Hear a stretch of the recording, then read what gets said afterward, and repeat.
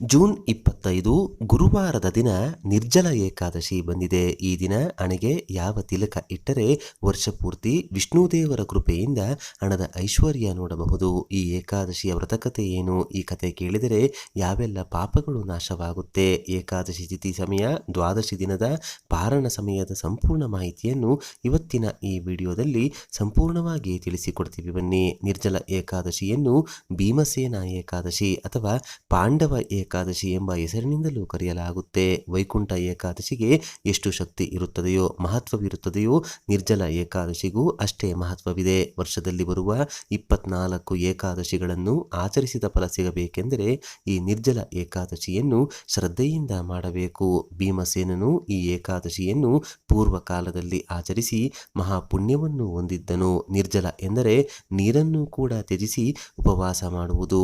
ಏಕಾದಶಿ ದಿನ ಸೂರ್ಯೋದಯ ಸಮಯದಿಂದ ದ್ವಾದಶಿಯ ದಿನ ಸೂರ್ಯೋದಯ ಸಮಯದ ತನಕವೂ ಒಂದು ತೊಟ್ಟು ನೀರನ್ನು ಸೇವಿಸದೆ ಅನ್ನ ನೀರನ್ನು ತ್ಯಜಿಸಿ ನಿರ್ಜಲ ಏಕಾದಶಿಯನ್ನು ಆಚರಿಸಿದರೆ ವರ್ಷದ ಎಲ್ಲ ಏಕಾದಶಿಯನ್ನು ಆಚರಿಸಿದ ಮಹಾನ್ ಪುಣ್ಯ ಪ್ರಾಪ್ತಿಯಾಗುತ್ತೆ.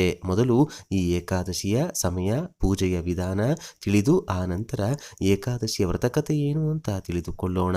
ನಿರ್ಜಲ ಏಕಾದಶಿ ತಿಥಿಯು ಜೂನ್ 24 ಬುಧವಾರ ಸಂಜೆ 6:12 ಆರಂಭವಾಗಿ ಜೂನ್ 25 ಗುರುವಾರ ರಾತ್ರಿ 8:09 ಮುಕ್ತಾಯವಾಗುತ್ತೆ. ಸೂರ್ಯೋದಯ ಸಮಯದಲ್ಲಿ ಏಕಾದಶಿ ತಿಥಿ ಇರುವುದು ಗುರುವಾರ. ಆದ್ದರಿಂದ ಗುರುವಾರದ ದಿನವೇ ನಿರ್ಜಲ ಏಕಾದಶಿಯನ್ನ ಆಚರಿಸಬೇಕು. ದ್ವಾದಶಿಯ ದಿನ ಅಂದರೆ ಜೂನ್ 26 ಶುಕ್ರವಾರ ಬೆಳಿಗ್ಗೆ ಉಪವಾಸ ಬಿಡಲು ಪಾರಣ ಸಮಯ ಬಂದು ಬೆಳಿಗ್ಗೆ 6 ಗಂಟೆಯಿಂದ 8:30. ಯಾವಾಗಲೂ ಏಕಾದಶಿಯನ್ನು ಒಂದು ದಿನ ಆಚರಿಸಬಾರದು, 3 ದಿನಗಳ ಕಾಲ ಆಚರಿಸಬೇಕು. ಹೇಗೆಂದರೆ ಏಕಾದಶಿಯ ಇಂದಿನ ದಿನ ಅಂದರೆ ದಶಮಿಯ ದಿನ ರಾತ್ರಿ ಅಲ್ಪ ಆಹಾರ ಸೇವಿಸಿ ಏಕಾದಶಿ ವ್ರತಕ್ಕೆ ಪ್ರವೇಶ ಮಾಡಬೇಕು.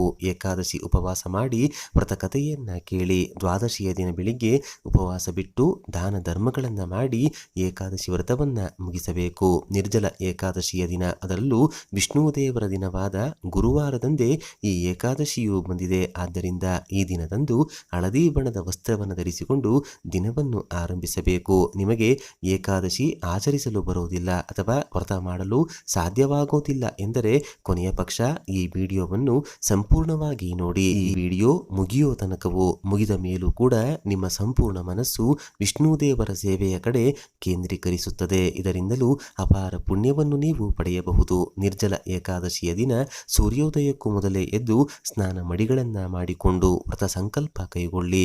ಗುರು ಶ್ರೀ ಮಹಾವಿಷ್ಣು, ನಿಮ್ಮ ನಾಮಸ್ಮರಣೆಯನ್ನು ಈ ನಿರ್ಜಲ ಏಕಾದಶಿಯ ಮೂಲಕ ನಾನು ಮಾಡುತ್ತಿದ್ದೇನೆ. ಈ ಏಕಾದಶಿ ಮಾಡಲು ಶಕ್ತಿ, ಶ್ರದ್ಧೆ ನೀಡಿ ಎಂದು ನಮಸ್ಕಾರ ಮಾಡಿಕೊಳ್ಳಿ. ದೇವರ ಕೋಣೆಯಲ್ಲಿ ಹಳದಿ ಬಣ್ಣದ ವಸ್ತ್ರವನ್ನ ಹಾಸಿ ವಿಷ್ಣುದೇವರ ಫೋಟೋ ಅಥವಾ ವಿಗ್ರಹ ಇಟ್ಟು ಗಂಧ ಕುಂಕುಮದಿಂದ ಬೊಟ್ಟನ್ನಿಟ್ಟು ತುಳಸಿ ಮಾಲೆ, ಹಳದಿ ಬಣ್ಣದ ಪುಷ್ಪಗಳಿಂದ ಅಲಂಕಾರ ಮಾಡಿಕೊಳ್ಳಿ. ಓಂ ನಮೋ ಭಗವತೆ ವಾಸುದೇವಾಯ, ಓಂ ನಮೋ ನಾರಾಯಣಾಯ ಎಂದು ಜಪಿಸುತ್ತಾ ಗೋಧಿ ಹಿಟ್ಟು, ಅಕ್ಕಿ ಹಿಟ್ಟು, ಹಾಲು, ಏಲಕ್ಕಿ ಪುಡಿ, ಪಚ್ಚೆ ಕರ್ಪೂರದ ಪುಡಿ, ಸ್ವಲ್ಪ ಅರಿಶಿಣ ಎಲ್ಲವನ್ನ ಬೆರೆಸಿ ಹಿಟ್ಟಿನ ದೀಪಗಳನ್ನು ತಯಾರಿಸಿಕೊಂಡು ವಿಷ್ಣುದೇವರ ಮುಂದೆ ದೀಪಾರಾಧನೆ ಮಾಡಿ ಮರುದಿನ ಆ ದೀಪಗಳನ್ನು ತೆಂಗಿನ ಮರ ಅಥವಾ ಅರಳಿ ಮರದ ಕೆಳಗೆ ಇಡಬೇಕು. ಮನೆಯ ಮುಖ್ಯದ್ವಾರದ ಮೇಲೆ, ದುಡ್ಡು ಇಡುವ ಜಾಗದಲ್ಲಿ, ದೇವರ ಕೋಣೆಯ ಗೋಡೆಗಳ ಮೇಲೆ ಮರೆಯದೆ ಅರಿಶಿಣದಿಂದ ಸ್ವಸ್ತಿಕ್ ಚಿಹ್ನೆಯನ್ನ ಈ ದಿನ ಬರೆದು ಮಹಾವಿಷ್ಣು ಮಹಾಲಕ್ಷ್ಮಿ ಇಬ್ಬರನ್ನು ಮನೆಗೆ ಸ್ವಾಗತಿಸಿ ದೇವರಿಗೆ ಪೂಜೆ ಮಾಡುವಾಗ ವಿಷ್ಣು ಸಹಸ್ರನಾಮವನ್ನ ಕೇಳುತ್ತಾ ಅಥವಾ ಹೇಳುತ್ತಾ ಒಂದು ಬಾಳೆ ಎಲೆ ಅಥವಾ ವಿಳ್ಯದೆಲೆಯ ಮೇಲೆ ಅರಿಶಿಣವನ್ನ ಹಾಕುತ್ತಿರಬೇಕು. ವಿಷ್ಣು ಸಹಸ್ರನಾಮ ಮುಗಿಯುವ ತನಕವೂ ಅರಿಶಿಣವನ್ನು ನಿಮ್ಮ ಕೈ ಬೆರಳುಗಳಿಂದ ಹಾಕುತ್ತಾ ಬರಬೇಕು. ಪೂಜೆಯ ಬಳಿಕ ಆ ಅರಿಶಿಣವನ್ನು ಒಂದು ಡಬ್ಬಿಗೆ ಹಾಕಿ ಎತ್ತಿಟ್ಟುಕೊಳ್ಳಬೇಕು. ಸ್ವಲ್ಪ ಅರಿಶಿಣವನ್ನು ಗಂಗಾಜಲ ಅಥವಾ ನೀರಿನೊಂದಿಗೆ ಬೆರೆಸಿ ಮನೆಯ ಸದಸ್ಯರು ಹಣೆಗೆ ತಿಲಕವಾಗಿ ಇಟ್ಟುಕೊಳ್ಳಬೇಕು. ಯಾವುದಾದರೂ ಮುಖ್ಯ ಕೆಲಸ ಇದೆ ಎಂದಾಗ, ಮನಸ್ಸು ಸರಿಯಿಲ್ಲ ಎಂದಾಗ, ಆರೋಗ್ಯ ಕೂಡ ಸರಿಯಿಲ್ಲ ಎಂದಾಗ, ಯಾವುದಾದರೂ ಕೆಲಸ ಆಗಬೇಕು ಎಂದರೆ, ಕಷ್ಟಗಳು ಬಂದಾಗ ಹಣೆಗೆ ತಿಲಕವಾಗಿ ಈ ಅರಿಶಿಣವನ್ನು ಇಟ್ಟರೆ ಕಾರ್ಯಸಿದ್ಧಿ ಆಗುತ್ತೆ. ವಿಷ್ಣುಬಲ ಮುಂದಿನ ನಿರ್ಜಲ ಏಕಾದಶಿಯ ತನಕವೂ ನಿಮ್ಮ ಜೊತೆಗೆ ಸದಾ ಇರುತ್ತೆ. ವಿಷ್ಣು ಸಹಸ್ರನಾಮ ಕೇಳುತ್ತಾ ನೀವು ಪೂಜೆ ಮಾಡಿದ ಅರಿಶಿಣಕ್ಕೆ ಅದ್ಭುತವಾದ ಶಕ್ತಿ ಬರುತ್ತೆ. ಸ್ವತಃ ಕೃಷ್ಣನೇ ಈ ಏಕಾದಶಿಯನ್ನು ಆಚರಿಸಿದವರಿಗೆ ಬಂದಂತಹ ಪುಣ್ಯವು ಎಂದಿಗೂ ನಷ್ಟವಾಗುವುದಿಲ್ಲ. 4 ಕೋಟಿ ಸುವರ್ಣದಾನ ಮಾಡಿದ ಫಲ ಬಂದು ಜನ್ಮಪೂರ್ತಿ ಸ್ಮೃತಿ ಆ ಪುಣ್ಯಫಲ ಜೊತೆಗಿರುತ್ತದೆ ಎಂದು ತಿಳಿಸಿದ್ದಾನೆ. ಇನ್ನು ಈ ಏಕಾದಶಿಯ ವ್ರತಕತೆ ಏನು ಅಂತ ತಿಳಿಯೋದಾದರೆ, ಒಮ್ಮೆ ಭೀಮಸೇನನು ವೇದವ್ಯಾಸರಿಗೆ ಒಂದು ಪ್ರಶ್ನೆಯನ್ನ ಕೇಳ್ತಾನೆ. ವ್ಯಾಸರೇ, ನಾನು ಎಷ್ಟು ಬೇಕಾದರೂ ಪೂಜೆಗಳನ್ನ ಮಾಡ್ತೀನಿ, ಕೇಶವನ ಧ್ಯಾನ ಮಾಡ್ತೀನಿ, ದಾನ ಧರ್ಮಾದಿಗಳನ್ನ ಮಾಡ್ತೀನಿ, ಆದರೆ ಉಪವಾಸ ಒಂದನ್ನು ಮಾತ್ರ ನನ್ನಿಂದ ಮಾಡಲು ಸಾಧ್ಯವಾಗುವುದಿಲ್ಲ. ನನ್ನ ಹೊಟ್ಟೆಯಲ್ಲಿ ಬಕನೆಂಬ ಅಗ್ನಿ ಇದ್ದಾನೆ. ನಾನು ಊಟ ಮಾಡಿದರೆ ಅವನು ಸ್ವಲ್ಪ ಸಮಯವಾದರೂ ಶಾಂತನಾಗಿರುತ್ತಾನೆ ಎಂದು ಹೇಳುತ್ತಾನೆ. ಉಪವಾಸ ಮಾಡಲೇಬೇಕು ಎಂದರೆ ವರ್ಷದಲ್ಲಿ ಒಂದು ದಿನ ಉಪವಾಸ ಮಾಡುವಂತಿರಬೇಕು.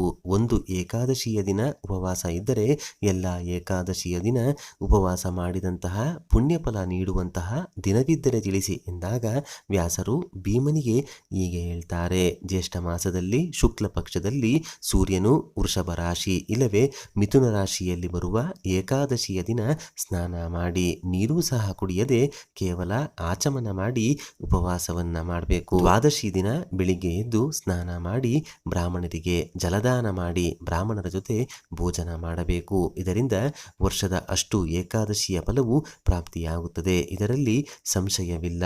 ಕಾರಣ, ಈ ವ್ರತವನ್ನು ನನಗೆ ಶಂಖಚಕ್ರ ಗದಾಧಾರಿ ಆದಂತಹ ಕೇಶವನೇ ಹೇಳಿದ್ದಾನೆ. ದ್ವಾದಶಿಯ ದಿನದಂದು ಜಲಕುಂಭವನ್ನು ದಾನ ಮಾಡಿದರೆ ಸರ್ವ ತೀರ್ಥಗಳ ಸರ್ವ ದಾನಗಳನ್ನು ಮಾಡಿದ ಪುಣ್ಯಫಲ ಲಭಿಸುತ್ತದೆ. ಈ ಏಕಾದಶಿ ಉಪವಾಸ ಮಾಡುವವರಿಗೆ ಯಮಕಿಂಕರರು ಕೂಡ ಮುಟ್ಟುವುದಿಲ್ಲ.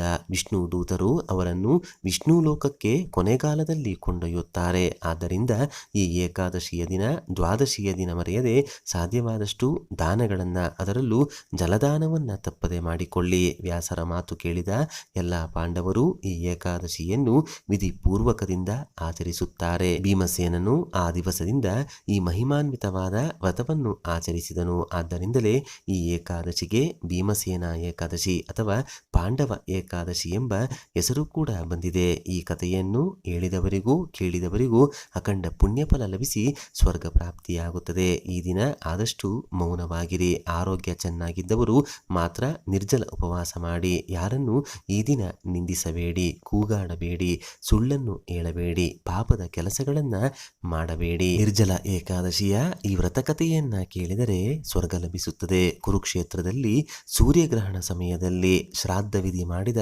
ಪಿತೃಗಳ ಕಾರ್ಯ ಮಾಡಿದ ಪುಣ್ಯವು ಈ ಏಕಾದಶಿ ಮಹಾತ್ಮೆ ಕೇಳುವುದರಿಂದ ಪ್ರಾಪ್ತಿಯಾಗುತ್ತೆ. ಪಿತೃಗಳನ್ನ ಸಂತೃಪ್ತಗೊಳಿಸಿ ವಿಷ್ಣುದೇವರ ಸೇವೆಯನ್ನು ನಮ್ಮ ಕೈನಿಂದ ಶ್ರದ್ಧೆಯಿಂದ ಮಾಡಿಸುವಂತಹ ಈ ನಿರ್ಜಲ ಏಕಾದಶಿಯ ಮಾಹಿತಿ ನಿಮಗೆ ಇಷ್ಟವಾದರೆ ತಪ್ಪದೆ ಜೈ ಮಹಾವಿಷ್ಣು, ಜೈ ಮಹಾಲಕ್ಷ್ಮೀ ದೇವಿ ಅಂತ ಬರೆದು ಈ ವಿಡಿಯೋಗೆ ಒಂದು ಲೈಕ್ ಕೊಡಿ. ಪ್ರತಿಯೊಬ್ಬರಿಗೂ ಈ ವಿಡಿಯೋನ ಶೇರ್ ಮಾಡಿ. ಮುಂದಿನ ಬಾರಿ ಮತ್ತೆ ಸಿಗೋಣ. ಧನ್ಯವಾದ ಸ್ನೇಹಿತರೆ.